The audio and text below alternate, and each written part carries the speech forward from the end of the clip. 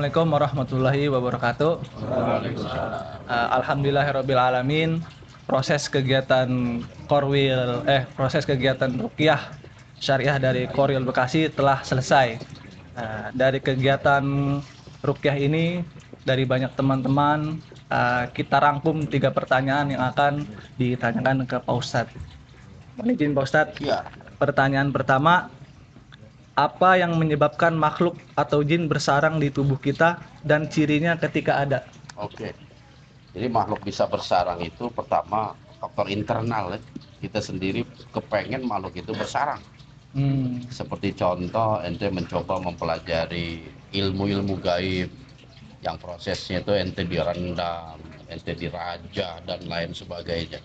Jadi awal pertama itu dari diri kita sendiri. Ada kemauan. Ya, kemauan kita untuk masuk ke dalam dunia klinik.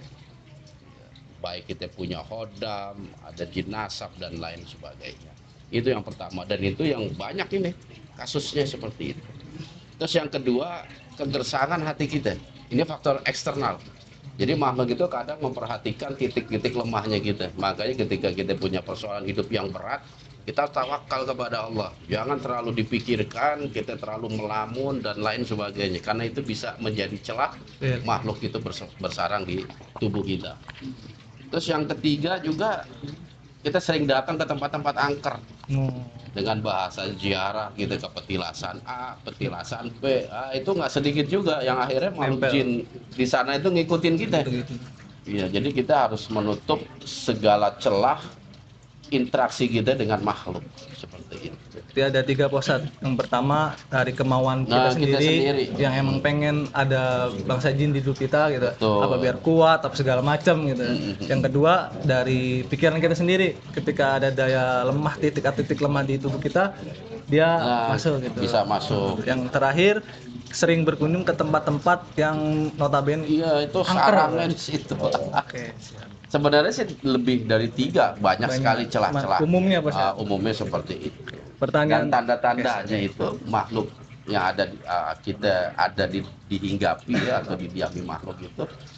Yang pertama itu tingkat emosi, yang kita biasanya bisa sabar dalam menghadapi persoalan. Kita bisa tawadu. Ini kok tiba-tiba kita gampang marah, mudah kepancing emosi kita. Dan kadang kalau kita turutin itu bisa meluap-luap. Nah, itu tanda pertama. Terus yang kedua itu ibadah kita itu mulai turun tuh. Iya, tadinya rajin kita sholat malam dan lain sebagainya, tiba-tiba bawaannya malas, berat dan lain sebagainya. Itu juga bisa tanda. Dan yang nggak kalah pentingnya ini, mungkin banyak juga dialami oleh sahabat-sahabat sekalian, itu kegelisahan di malam hari. Ketika kita malam hari itu gelisah, susah tidur dan lain sebagainya, ini ada indikasi diri kita itu didekati oleh makhluk ataupun dia sudah bersarang di dalam tubuh kita. Apalagi kalau diikuti dengan mimpi-mimpi buruk. Tanda juga seperti itu. Jadi kurang lebih seperti itu tanda-tanda keberadaan makhluk dalam kehidupan kita. Siap Ustaz. Ada pertanyaan kedua. Bagaimana cara melepaskan jin atau khodam di tubuh kita yang sudah terlanjur masuk atau udah bikin janji gitu? Oke, yang pertama kasus ini ya, pengisian ya. Pengisian itu paling aman, itu kita datengin orang yang ngisi, kita minta dibersihkan kembali. Cuman rata-rata jawabannya itu nggak apa-apa, itu bagus. Istilahnya mereka sendiri tidak bertanggung jawab. Cari aman. Iya.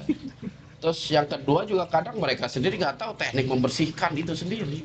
Bisa masukin doang.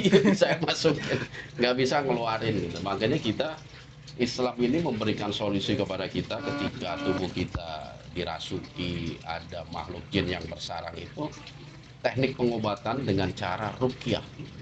Baik ruqyah secara mandiri ataupun ruqyah dengan tidak mandiri, artinya kita menggunakan ahli-ahli peruqyah atau seorang roqi untuk membantu membersihkan tubuh kita. Dan yang terpenting adalah kita harus berupaya untuk selalu dekat kepada Allah.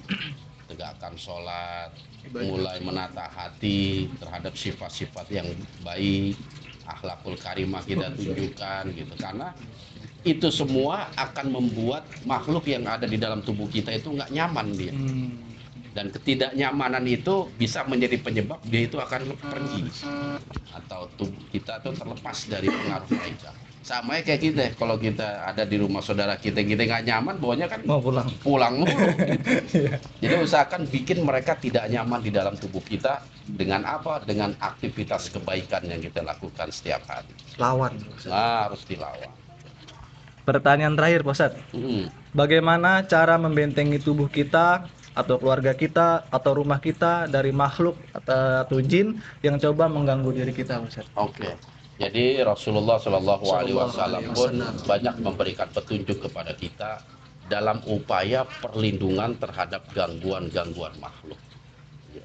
Baik berupa ayat suci Al-Quran, ya, sebagaimana petunjuk Nabi kita harus baca ayat kursi, 2 ayat di akhir surah Al-Baqarah, jangan lupa juga mu'ajizain kayak Al-Ikhlas, Al-Falaq, An-Nas. Selain itu pula ada doa-doa perlindungan yang Nabi ajarkan.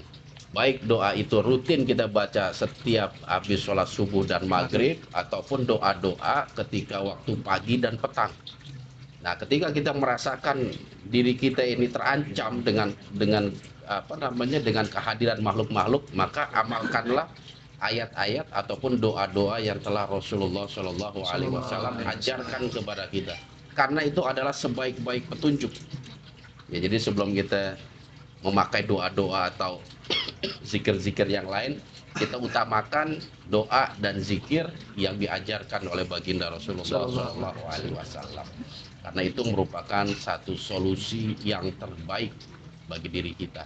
Begitu juga ketika kita ingin memohon perlindungan dari tempat usaha yang dijailin sama orang, rumah kita dan lain sebagainya.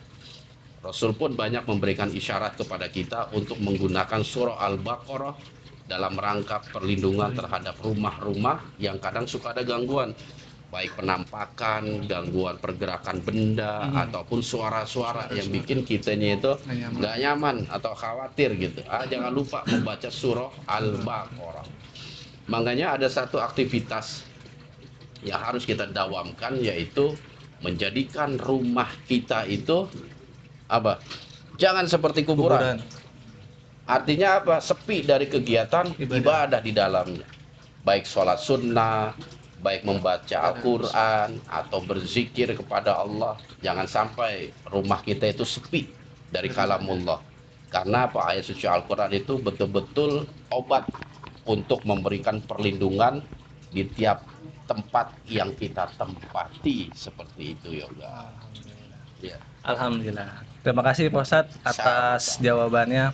Semoga apa yang disampaikan dari Pak Ustadz kita semua dapat memahami, meresapi, dan juga menjalankan supaya menjadi pembelajaran buat diri kita, supaya kita juga terhindar dan terjauh dari gangguan-gangguan makhluk jin.